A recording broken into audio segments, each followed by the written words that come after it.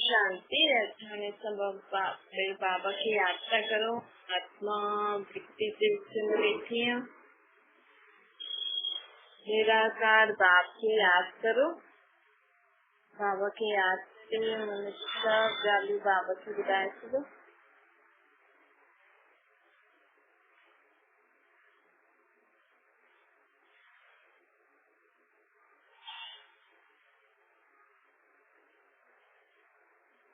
हमेशा बाबा के महावाक्य कर दो। ओम शक्ति के मिठा मिठा श्री बाबा ब्रह्मा द्वारा सेवनता मुख्य कारण बाबा सेवनता सदा स्नेही सदा स्नेही स्वरूप रहे।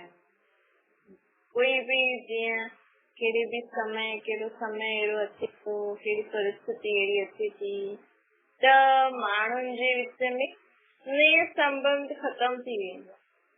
पर बाबा चवंदा आहिनि ॻाल्हियूं त ईंदियूं वेंदियूं, ॻाल्हियूं थोड़ी रुक थियूं आहिनि, परंतु कुछ भी ॻाल्हि थी वञे, कहिड़ी भी वॾी खां वॾी परिस्थिति भी अची वञे, लेकिन मनुष्य आत्मा खे हिक ॿिए सां स्नेह न छॾिणो। व्यवहार असांजो स्नेह संपन्न हुजणो खपे। संबंध संपर्क में स्नेही स्वरूप हुजणा खपे। चाहे कोई व्यक्ति कहिड़ो भी हुजे, कहिड़ी भी तव्हांजे शरीर में तकलीफ़ थिए या कुछ भी तो थिए, लेकिन असांखे पंहिंजो स्नेह स्वरूप न छॾिणो। शरीर खे भी कुछ ईअं थींदो आहे न त माण्हू जो स्नेह घटि थींदो रहंदो, त बाबा चई त उहो भी न थियणो खपे। शरीर खे थिए तो, लेकिन अगरि तव्हां नथा करे सघो त माण्हू सां भले न ॻाल्हायो, लेकिन कई माण्हू चिड़चिड़ में कोई हिक ॿिए खे कुछ चई भी छॾींदा आहिनि त उहो न करणु खपे। बाबा चए थो सदा स्नेह जी दृष्टि, स्नेह जी वृत्ति ऐं स्नेह सां ई सभु कर्म करणु। माण्हुनि खे छा थींदो कि कम जीअं सोचंदा आहिनि मूंखे ई सभु कुझु करणो आहे, मां ई करे सघंदी आहियां, त जीअं तीअं बसि कंदा रहंदा आहिनि। पोइ जीवन में हिक ॿिए सां सहयोगी स्नेह न आहे, बसि कमु करण सां कोई भी करे सघंदो आहे कमु त। लेकिन अगरि तव्हां जीवन में फैमिली में रहो था, परिवार में रहो था, त कहिड़ी भी ॻाल्हि त थींदी रहंदी आहे, लेकिन असांखे सभु कुझु स्नेह सां ई करणो आहे। चाहे तव्हां कमु भी करो था न त बि स्नेह सां करो, पंहिंजो बोझ न उतारो, पंहिंजी ड्यूटी न करो। स्नेह सां कंदे कंदे जॾहिं असां अॻियां हलंदा रहींदासीं न त ही असांजो जीवन सुख शांति में थी। त बाबा चए सदा स्नेह जी दृष्टि, वृत्ति ऐं कर्म भी स्नेही स्वरूप थी करे करो, तॾहिं असांजी सृष्टि भी स्नेही सृष्टि थी। माण्हू चए थो कि असांजे घर में सुख शांति थी, त पहिरियों असां खुद खे ॾिसूं कि असांजी सोच बोल कर्म कीअं आहे। असां ॿियनि सां न उम्मीद रखूं कि ॿिया मूंखे ॾियनि त मुंहिंजे घर में सुख शांति थींदी, हीअ सुधरी वञे त मुंहिंजे घर में सुख शांति थींदी। न, असांखे पहिरियों सुधरी करे असांखे हुन स्वरूप धारण करे हलणो आहे, त ई तव्हांजे घर में धीरे धीरे सुठो सुख शांति थी। हिन समय आत्माउनि खे कंहिंजी ज़रूरत आहे, इहे त ज़रूरत आहे। बाबा चवनि था हिन समय आत्माऊं स्नेह जी प्यासियूं, आत्मिक स्नेह सभिनि खे खपे।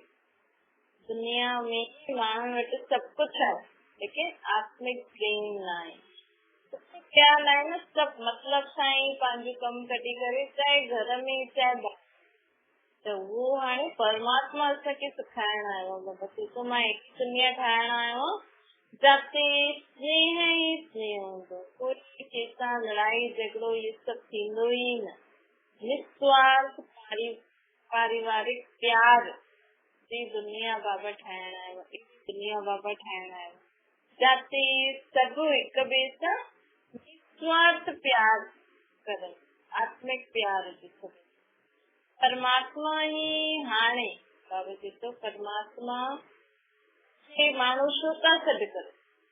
भई दुनिया में माण्हू वटि सभु कुझु आहे, संपत्ति आहे, संबंधी आहिनि, ॿार आहिनि, खाइण पीअण लाइ सभी माण्हू सुबह शाम भगवान के छो तो याद करे।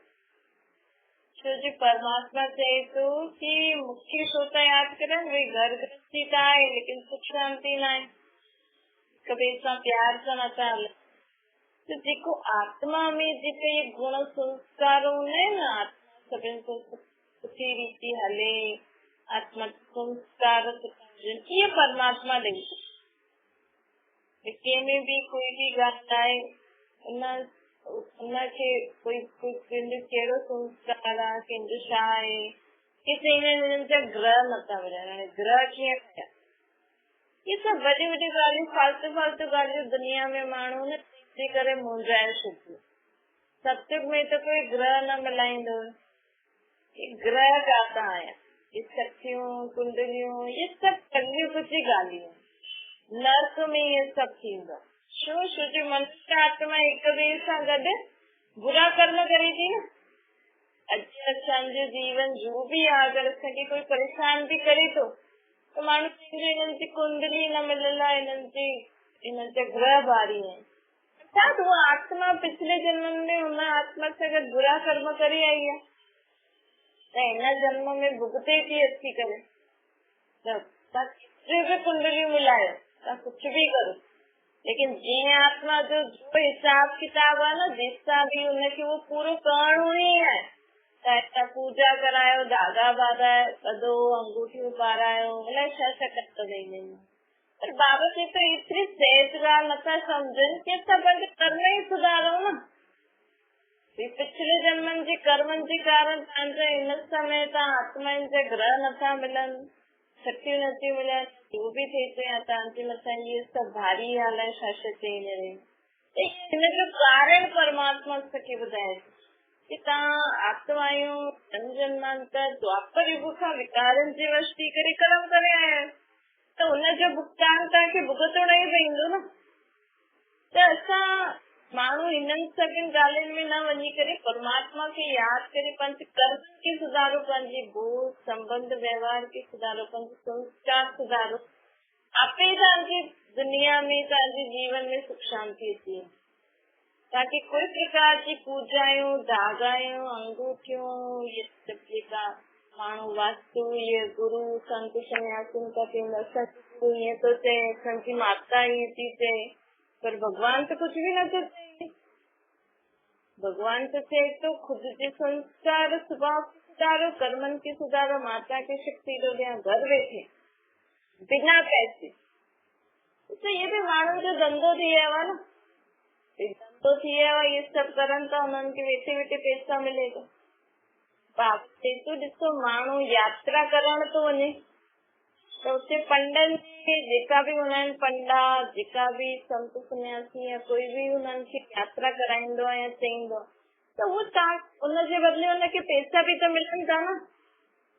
त असां त चऊं इहे ॾाढो वॾो पंडो आहे, इहे ॾाढो सुठो आहे, ॾाढो सुठो गुरू आहे, ॾाढो सुठो संत सन्यासी आहे, पर पैसा बि त वठे थो न, हे त धंधो करे वेठा आहिनि। पहिरियों त कोई यात्रायूं पहिरियों त सभु पंहिंजो पंहिंजो सभु कंदा हुआ, कोई कंहिंखे वठी न वेंदो। हाणे इहे सभु हिन में सन्यासियुनि जो कर्म ई आहे, धंधो ई आहे भगवान खे यादि करण जो। ये शादियूं कराइण, घर जा मुहूर्त कराइण या ये फंक्शन सत्संग करण जो त इहो हुयो ई न हुननि जो। ये त हाणे दुनिया में अची करे अलाए छा छा करनि था, हिन छा थो थिए, उन्हनि वटि पैसा था अचनि आराम सां। माण्हू चए थो, बाबा चवनि था कि पंहिंजे फॉलोअर्स ऐं जेका बि माण्हू उन्हनि खे मञनि था उन खां अमीर ठही वॾा उहे ठही करे वेठा आहिनि। एतिरो त उन्हनि जे फॉलोअर्स खे बि न हूंदो जेका उनखे मञंदा आहिनि, हलंदा आहिनि, एतिरो उन्हनि वटि धन थी वियो, त कमाई जो साधन थी वियो। त जंहिं वटि इहे सभु चीजूं हूंदियूं आहिनि साधनियूं, उहो भॻवान खे कीअं यादि करे सघंदो, तप कीअं करे सघंदो। तॾहिं त भगवान हाणे खुदि एक आयो। बाबा तो पहिरियों त इहे साधु संत सन्यासी जंगलनि में वेही तप कंदा हुया, रोटी बि माण्हू हिननि खे ॾेई ईंदा हुया। कोई हुननि वटि पहिरियों किचन ठाहिण वारा कोई थोरी हूंदा हुया, माण्हू ॾेई ईंदा हुया, जंगलनि में रहंदा हुया, कुझु कुझु उते ई खाईंदा हुया। त हुननि जो बुद्धि योग परम धाम में रहंदो हुयो। समझदा या ब्रह्म मां तत्व ही असांजो भगवान, परंतु परमात्मा त निराकार भी ब्रह्म मां तत्व में पंहिंजो बुद्धि योग लगाए वेंदा त भी सुठो हुयो। हाणे त दुनिया में दुनियादारी में अची विया आहिनि, माण्हुनि जे घर वेंदा, उन्हनि जो जेका भी घर जा जेका मुहूर्त शादियूं, खुद शादी नथा करनि, खुद पवित्र था रहनि ऐं माण्हुनि जी शादी था कराइनि। इहो भी पाप उन्हनि जे मथां चढ़े थो। जॾहिं पतो अथनि काम विकार महाशत्रु असां हिन विकार खे छॾे करे त भगवान खे यादि करे था सघूं, त उहो छो था ॿियनि जी शादी कराइनि? जंहिंखे पतो आहे हिन चीज सां ग़लति आहे इहा चीज, त तव्हां माण्हुनि जी शादी कराए उन्हनि खे विकारनि में धकेलो था, त इहो उन्हनि जे मथां भी पाप थो पए। तॾहिं त उहो भी बीमार थींदा आहिनि, तॾहिं त उहो भी दुख आए दिन उन्हनि खे भी तो कहिड़े न कहिड़े प्रकार जो दुख छो थो थिए। अॼु चऊं गुरु त ॾाढा सुठा सभिनि जा दुख दूर थो करे, त बि तव्हांजी देहदारी उन्हनि खे दुख छो थो थिए? छोजी उहे भी इहे कम था करनि, माण्हुनि जी शादियूं था कराइनि, शादी कराईंदा त विकार में इहे भी पाप आहिनि। तव्हांजो कम भगवान खे यादि करो, तव्हां भगवान खे यादि करो न, माण्हू कुछ भी करनि, तव्हांजो गृहस्थी में उन्हनि जो कोई मतलब न। तॾहिं त गीता में लिखल आहे न, गुरु संत साधु सन्यासियुनि जो भी उद्धार करण वारो उहो परमात्मा आहे। खुद खे भगवान समझाए करे जो वेठा आहिनि, भई असां ई शिवोम आहियूं, श्री 108 जगत गुरु।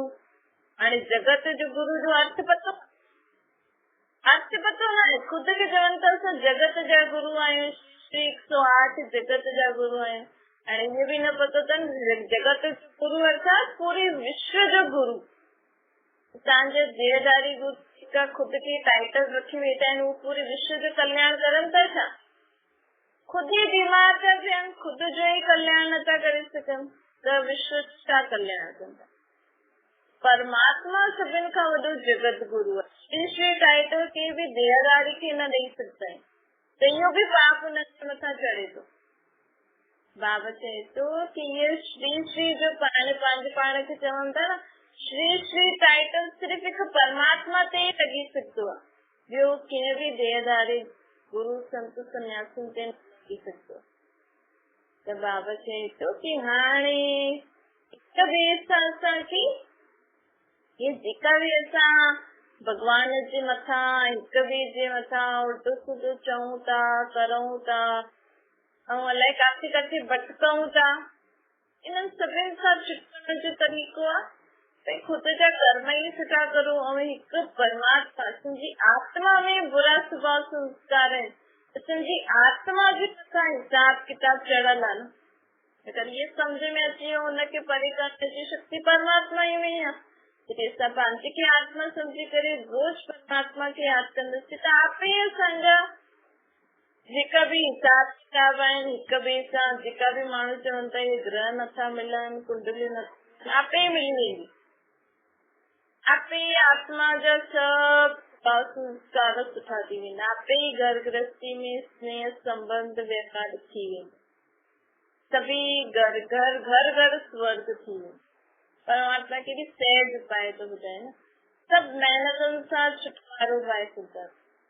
बाबा चवनि था कि हाणे तव्हांखे सदा स्नेही मुहूर्त रहनि, हिन समय मनुष्य खे खपे, पैसे सां छा करे सघंदो आहे माण्हू? ॾिसो दुनिया में आहे न पैसो आहे, लेकिन घर में हिक ॿिए से संबंध में कहिड़ो मां ॾिसो त काथे माँ बाप ई लड़नि था, ॿार था लड़नि, घर में लड़ाई छो आहे? पैसो आहे, लड़ाई झगड़ो। छोजी आत्मिक स्नेह न आहे, आत्मा जे बारे में सम्झ न आहे। जॾहिं असां सम्झूं कि मां आत्मा आहियां, हुन परमात्मा जो कार आहियां, जिसां माण्हू सभु सुख शांति घुरनि था, उहो भगवान खे यादि था करनि, त असां भी छो न भगवान खे यादि करो। ऐं भगवान जो त रूप निराकार आहे। अगर ये ॻाल्हि कंहिंखे सम्झ में अची वई कि पर भगवान निराकार आहे, वो परम धाम में रहण वारो आहे,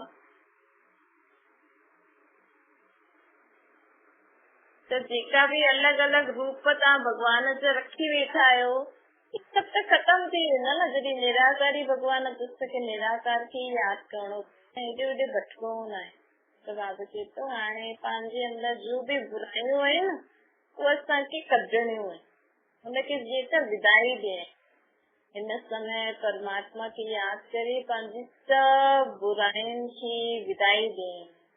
सदा इहो सम्झो कि परमात्मा हिन सृष्टि ते अची करे असांखां असांजे माण्हू चईंदा असां भॻवान जे अर्थ इहे कयो, दान पुण्य कयो, ईअं कयो। भॻवान चईंदा मूंखे तव्हांजो पेट थोड़ी खपे, मां त पतित पावन आहियां न, मां सभिनि खे पावन शुद्ध ठाहिण वारो। त मूंखे त तव्हां पंहिंजी बुरायूं ॾियो, मूंखे त तव्हां पंहिंजी कड़ाहट ॾियो, तव्हां जो दुख अशांति अथव न उहो मूंखे ॾियो। परमात्मा हिन समय असांखे वर्चे में शक्तियूं ॾियण आयो, गुण ॾियण आयो, सम्झ ॾियण आयो। ये परमात्मा जो वर्चो आहे। भगवान कोई तव्हांखे धन संपत्ति या जेकी बि तव्हांजी मनोकामना अथव इच्छा अथव उहो भगवान थोड़ी ॾेई सघंदो आहे। भगवान त तव्हांखे सम्झ ॾींदो, शक्ति ॾींदो, गुण ॾींदो। तव्हां हुनखे कार्य में लॻाए करे केतिरो पंहिंजे सभु जीवन में कमु करो त तव्हांजे मथां अथव न। त बाबा चए थो मां त निराकार शरीर परम धाम में रहण वारो, मूंखे त तव्हांजी मन जी आवाज़ ईंदी आहे। तव्हां जीअं जीअं मन खे यादि कंदव, पंहिंजे पाण खे आत्मा सम्झी करे मूंखे निराकार रूप में यादि कंदव, उहो तव्हांजी मन जी आवाज़ जेसिताईं जेतिरी सुठी रीति वटि पहुचती ओतिरी सुठी रीति मां तव्हांजी मदद करे। निराकारी दुनिया में असांजो बाप परम धाम में रहण वारो सृष्टि ते आयो आहे। चए थो ॿार हाणे मन मनाव सदा पंहिंजी खे आत्मा सम्झो, मूंखे निराकार रूप में आहे।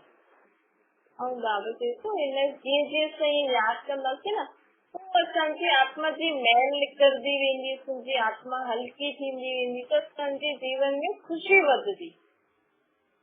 हिन समय माण्हू जे जीवन में दुख अशांत आहे न, ॾिसो अगरि कोई दुख जो माहौल हूंदो आहे न, जीअं दुख जी जॻह ते तव्हां वञो था त सभु दुखी रोअनि था, त सम्झो कोई ख़ुशि मिजाज माण्हू मतिलबु कंहिंजे संबंधियुनि वटि वियो, हुनखे हुन ॻाल्हि जो दुख न आहे, हे बि दुख में वियो हुनखे दुख न आहे, हू त पंहिंजी मस्ती में मस्त आहे। लेकिन जीअं ई वो हुन माहौल में हुननि माण्हुनि वटि वेंदो त हुनखे बि दुख जी महसूस थींदी, छोजी वातावरण जो प्रभाव पवंदो।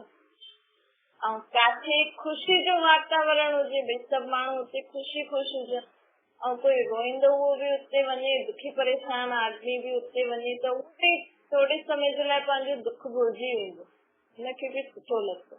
त वातावरण जो प्रभाव पवंदो आहे न। त अॼु बाबा असांखे चवनि था कि पंहिंजे घर में न दुख अशांति जो वातावरण न ठाहे। ये टीवियुनि में ॾिसो, टीवियुनि में कोई बि दुख ॻाल्हि ईंदी, माण्हू रोईंदो आहे, त उन्हनि जे टीवी वारे सीरियल ठाहिण वारे माण्हुनि वटि केतिरी शक्ति आहे। उहो सीरियल अलाए कॾहिं ठहियो, तव्हां अॼु ॾिसो था पंहिंजी टीवी में अलाए कॾहिं ठहियो, लेकिन तव्हां बि माण्हू बि रोअण लॻी वेंदा।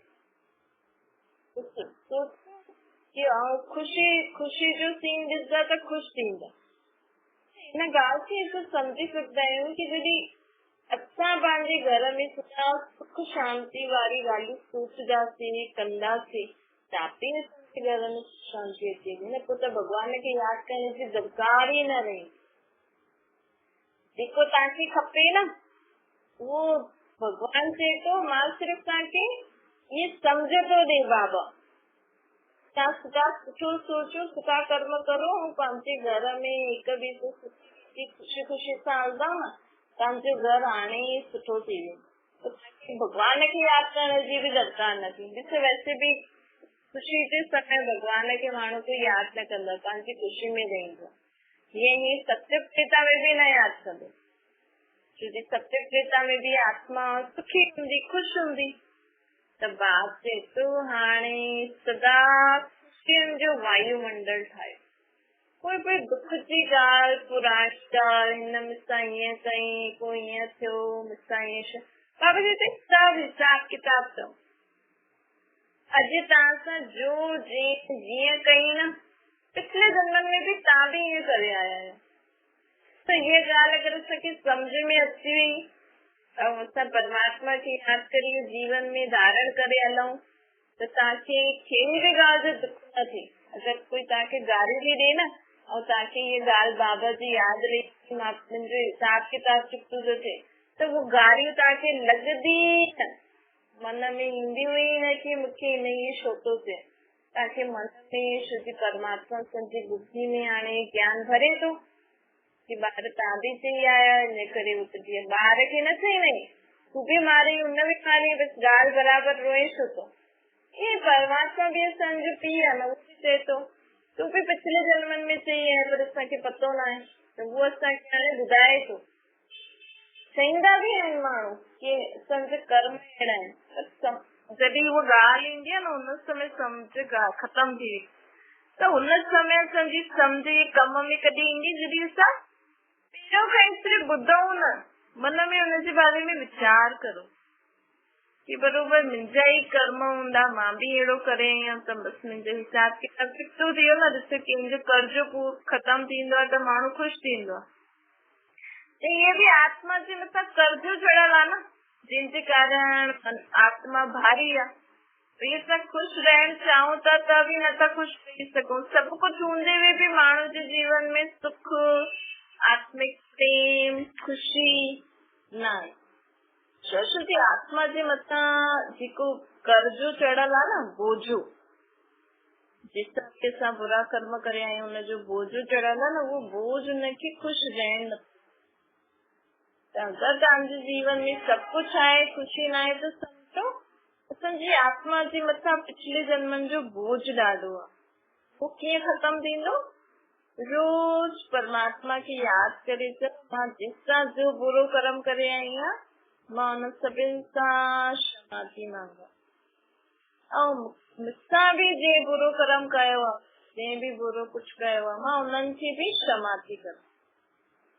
हिक ॿिए खे क्षमा कंदा हलो, खुद भी ॿियनि खे क्षमा करो, तव्हां बि सभिनि सां क्षमा मांगो। इहे ई सहज उपाय आहे पंहिंजे सभु बोझनि सां मुक्त थियण। क्षमा मांगण में छा आहे, थोरी असां वॾा नंढा न, ये माण्हू अनजान हूंदो आहे न, हिन सां ईअं कई अगरि सम्झी वञे भई मां बि कयो, कोई ॻाल्हि न, पिछले जन्मनि में करे आयमि, ठीकु आहे, थी वियो जो थी।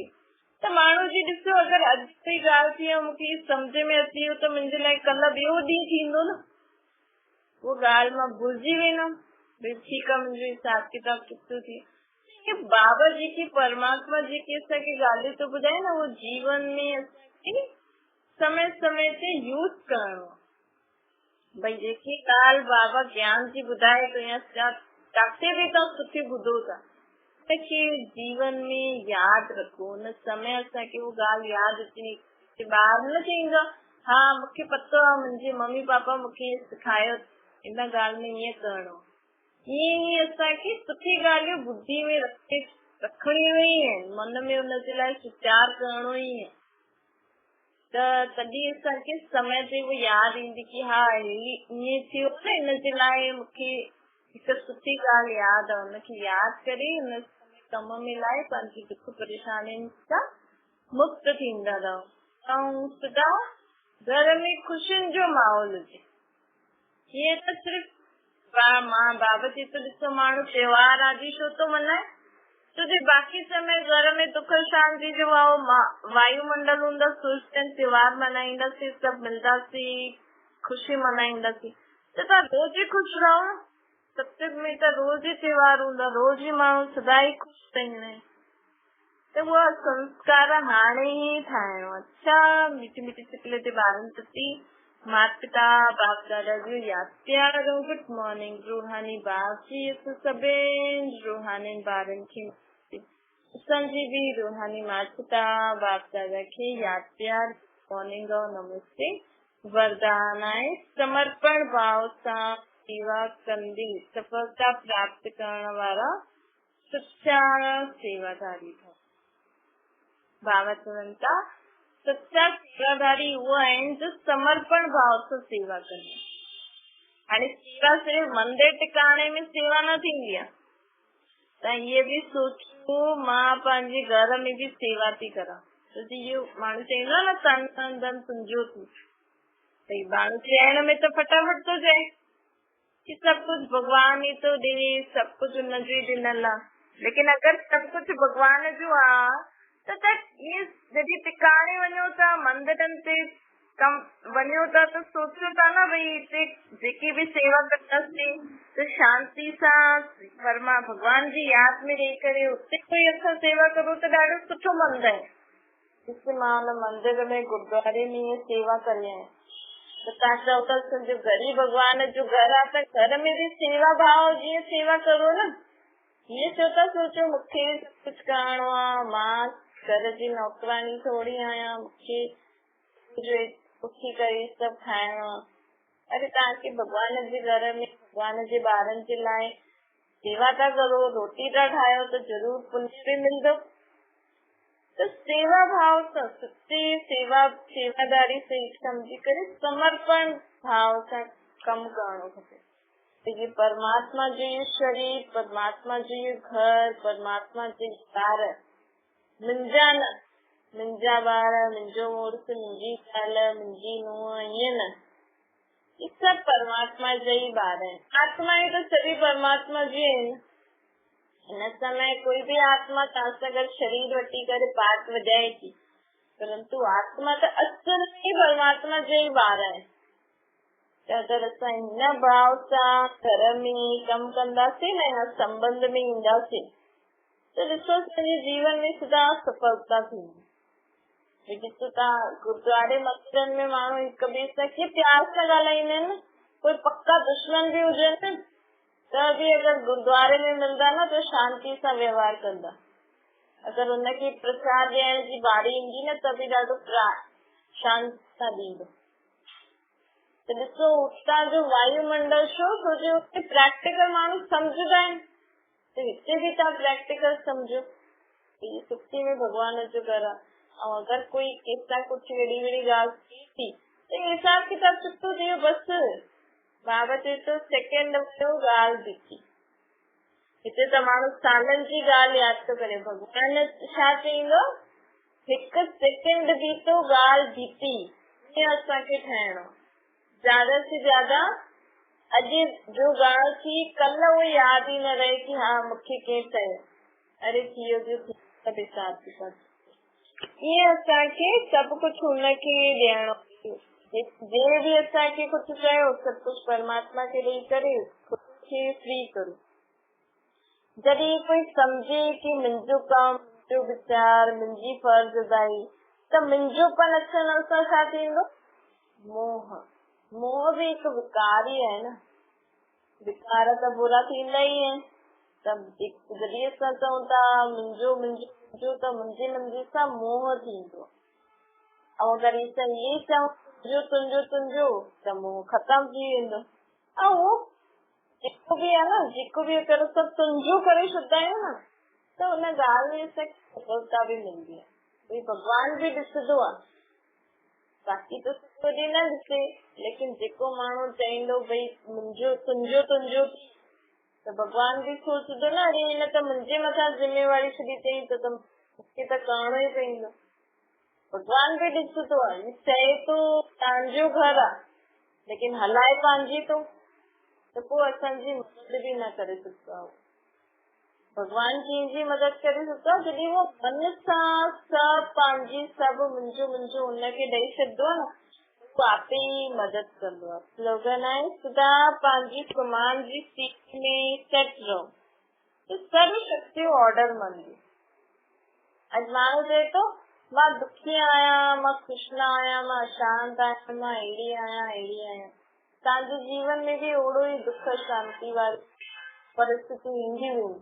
अगर तो सदा चऊं खुद खे मान, स्वमान मतलब खुद खे मान ॾियण कि मां सदा खुश रहण वारी, सदा शांत रहण वारी, सदा शक्तिशाली आत्मा है, सदा शुद्ध आत्मा है। त कोई भी ॻाल्हि असांजी ख़ुशी खे ख़तम न करे सघंदी। जॾहिं मां ईअं पंहिंजे अंदर मन में पको कंदमि तॾहिं ईअं थींदी। बाबा की याद करो। अच्छा, ओम शांति। बाबा की याद करो।